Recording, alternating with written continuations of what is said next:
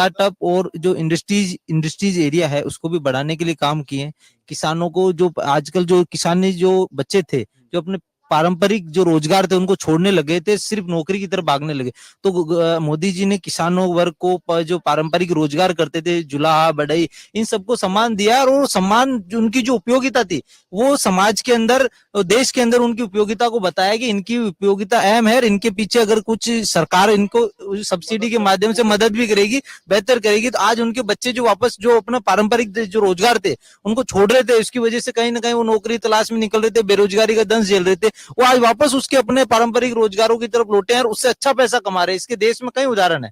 देखिए, अब वापस पारंपरिक रोजगार की तरफ भी युवा लौट रहे हैं, जिस तरीके से उनको मदद मिल रही है। मुद्दे जब वोट डालने जाएंगे, आपका पहली बार वोट है? दूसरी बार। विधानसभा में पहली बार आपने दिया था, आप लोकसभा में पहली बार देंगे, तो क्या रहेगा मुद्दे दिमाग में? कौन बेहतर है? नरेंद्र मोदी बेहतर है, राहुल गांधी बेहतर है? मुद्दे क्या हैं, क्या सोच कर डालेंगे? मुद्दे तो सबसे पहले ये, जैसे कि अभी पहले भैया ने कहा कि सबसे पहले जो किसान थे, जो किसान के जितने भी बच्चे वगैरह थे जो पहले बाहर जा रहे थे इन सर्च ऑफ एम्प्लॉयमेंट, सबसे पहली बात ये है कि अगर आप 2014 के लोकसभा के इलेक्शन देखोगे तो वहां पे सबसे पहले यहाँ पे नरेंद्र मोदी जी ने बात रखी थी कि जब तक हमारा किसान मजबूत नहीं होगा तब तक देश का डेवलपमेंट नहीं हो सकता। तो अब मेरा ये क्वेश्चन है कि क्या किसान मजबूत है आज का? क्या वो जो किसान है जो उत्तर प्रदेश से आ रहे हैं, दिल्ली से आ रहे हैं, हरियाणा से आ रहे हैं, पंजाब से आ रहे हैं, क्या वो लोग पागल है जो ऐसे रोड पे उतर के प्रोटेस्ट कर रहे हैं? वो एक्चुअली प्रोटेस्ट इसलिए कर रहे हैं क्योंकि उनको मिनिमम सपोर्ट प्राइस भी नहीं मिल रहा है। अगर आज आप कोई चीज, सपोज आप कॉर्न खरीदने जा रहे हो, वो अगर 250 रुपए का आपको 100 रुपए किलो मिल रहा है, उसमें से उस किसान को सिर्फ 25 से 30 रुपए रिसीव हो रहे हैं। बात इस चीज की चल रही है कि अगर हम किसानों को इतने रुपए रिसीव हो रहे हैं तो वो जो बचा पैसा वो जाकर है वो उन पार्टी उन इंडस्ट्रीज के पास जा रहा है जो मोदी ग्रुप से कनेक्टेड है। तो ये उनका बस इतना सा बेसिक सा क्या फंडा है कि मतलब डिमांड है कि हमारे को हमारे जो पेस्टिसाइड्स परचेस कर रहे हैं वो लेबर कॉस्ट, अपॉर्चुनिटी कॉस्ट और स्टोरेज कॉस्ट चाहिए, एटलीस्ट मिलना चाहिए कि हाँ हाँ हम हमारे क्या हमारा प्रॉफिट भी निकले कुछ और 2 टाइम का खाना भी कंज्यूम हो। और अगर आप बाकी स्टेट्स की बात करोगे जैसे हरियाणा है, राजस्थान है, यहाँ पे लोग अब धीरे धीरे शिफ्ट होते जा रहे हैं एग्रीकल्चर, वो लोग लेबर डेली वेजेस लेबर पे जा रहे हैं क्योंकि उनको पता ही नहीं, उनको मिलना ही नहीं है। राजस्थान में देखो आउटपुट कम है, हरियाणा में देखो, हरियाणा में तो आपको पता है कि वहाँ पे इंफ्रास्ट्रक्चर है ही नहीं है बिल्कुल, वहाँ पे वो लोग लेबर फोर्स की तरफ शिफ्ट हो रहे हैं धीरे धीरे। और बाकी अगर नॉर्थ ईस्ट की बात करो तो हाँ वहाँ पे अच्छा है, वहाँ पे टोटल ऑर्गेनिक फार्मिंग शिफ्ट है। और साउथ में भी देखा जाए तो वहाँ पे स्टार्टिंग से है, वहाँ पे जहाँ पे जो कैश क्रॉप्स और फूड को मैं स्टार्टिंग से उनका बेस पहले से बना हुआ था। हाँ, और एक और भी रहेगा, जैसे अभी लेटेस्ट चल रहा है अरविंद केजरीवाल जी पे। मेरा एक क्वेश्चन है, ये जो ईडी के लोग हैं इनको बीजेपी के घर नहीं मिलते रेड मारने के लिए? कभी कांग्रेस का अकाउंट बंद करा देंगे। पीएमएलए में 2018 का हुआ था। किसने का नहीं खा रहे? मेरी बात सुना, एक क्वेश्चन है, किसने का नहीं खा रहे? 2017-18 में जब अडानी क्या कहते हैं, जब गुजरात के अंदर पर स्क्वायर मीटर जमीन बिक रही थी, ठीक है,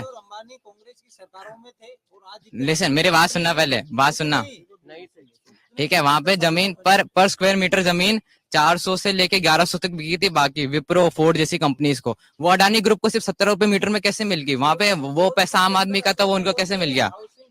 सोसाइटियों के अंदर जो उनकी संस्थाएं थी, जो संस्थाओं के नाम पे जो उनके इंडस्ट्री उद्योगपति जो उनको फंडिंग करते थे, उनको जोधपुर के अंदर जहां महंगे भावों की जमीन थी वहां फ्री में अलॉट की है। और इसका पर्दाफाश स्वायत्त शासित नगरीय मंत्री बनते उन्होंने सबसे पहले उन जमीनों के आवंटन निरस्त कराए। ये जोधपुर के मामले हैं, तो इनसे पूछिए कि तो सब पर है, आरोप तो सब पर है। मैं ये पूछना चाहूंगा कि आप ये कह रहे हो कि देवनानी जी यहाँ पर रहे हैं, उन्होंने बोला स्मार्ट सिटी बनाएंगे, पर मुझे ये बताओ देवनानी जी की करोड़ों रुपए की होटलें बन रही उदयपुर में, वो पैसा कहाँ से आया? वो पैसा कहाँ से आया?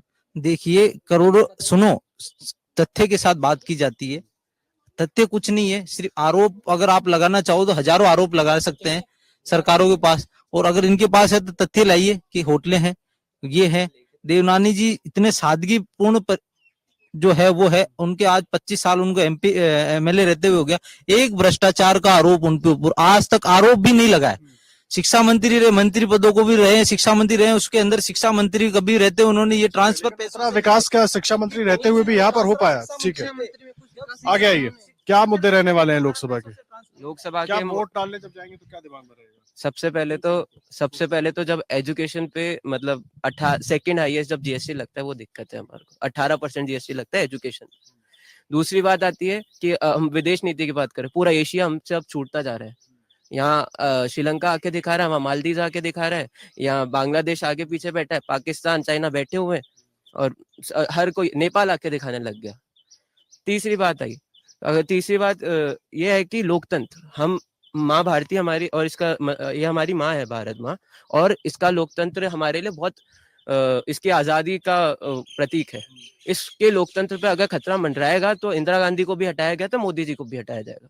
इस बार क्या होने वाला है? इस बार का मैं कुछ नहीं कह सकता। मैं चाहता हूँ कि एक कोएलिशन गवर्नमेंट बने। मोदी जी अच्छे लगते हैं, पर कोalition तो उनका भी है ना, एनडीए में भी तो तमाम दल हैं। पर 303 की मेजोरिटी भी तो है, अब तो 370 पार जा रहे हैं। कोalition हो, मेजोरिटी कम हो, ताकि मेजोरिटी ऐसा रहे कि मैं चाहता हूँ 200 सवा 200 के बीच में रहे, कि भाई मतलब इनकी नहीं गिरती नहीं रहे, पता रहे कि कुछ भी ना करते रहे, 300 वो कॉन्स्टिट्यूशन बदल के ना रख दे। इनका इशारा आप समझे नहीं, इनका भी इशारा कुछ था, मैं आता हूँ मैं पूछना चाहूंगा कि जैसे मोदी जी स्टार्टअप की बात कर रहे हैं, वो लोन भी दे रहे हैं। चलिए मान लीजिए मैंने स्टार्टअप के लिए मोदी जी से मतलब लोन ले लिया, मेरा स्टार्टअप नहीं चला तो क्या वो मेरा लोन माफ कर देंगे? क्या मेरा लोन माफ कर देंगे? मैं सरकार से ये पूछना चाहूंगा, मेरा स्टार्टअप फेल हो गया, मैं नहीं चला, सब कुछ हो गया, तो क्या वो मेरे से लोन माफ कर देंगे? वो लोन माफ नहीं करेंगे, उल्टा लोन मेरे से लेंगे, चाहे कैसे भी देना पड़ेगा, उनको लोन देना पड़ेगा। वो करेंगे माफ कर देंगे, नहीं करेंगे? अडानी जी का लोन माफ कर दिया, जो बड़े बड़े अमीर है उनके लोन माफ होते जा रहे, जो गरीब है उनके लोन लेते जा रहे। अभी किसान लोन लेता है। सर देखिए, वोट डालने का मुद्दा ये रहेगा, अगर जो वादे कर रहे हैं अगर वो उन पे कायम रहेंगे तो हम जरूर वोट डालेंगे, अगर वो नहीं करेंगे ना तो हम बीजेपी। उसके लिए तो भैया वोट देना पड़ेगा ना, अब तो चुनाव का टाइम है, वोट दोगे तब पता चलेगा वादों पर कायम है कि नहीं।